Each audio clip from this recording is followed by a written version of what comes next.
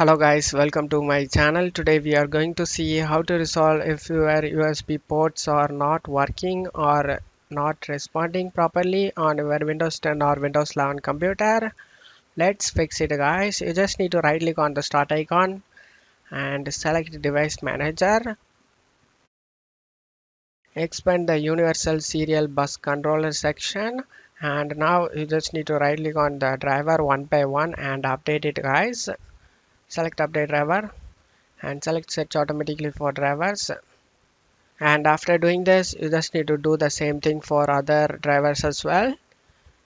After doing it you just need to close it off here and go to search menu and type cmd,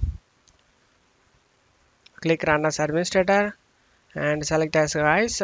Now you just need to check my video description for this command used in my video, copy it, tap the bar, right click, eject and paste it in, press enter.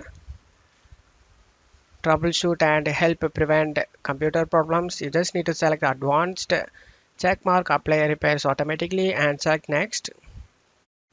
Follow the on-screen instruction and continue it guys, and you just need to select apply this fix and you just need to select next.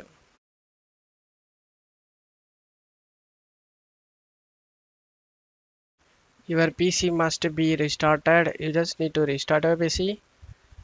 You just need to follow along this instructions.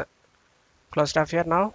Now you just need to check my video description for this second command, copy it and tap the bar, right click, eject and paste it in, press enter. This is file checking utility scan guys. This will help you to fix corrupted files in your computer.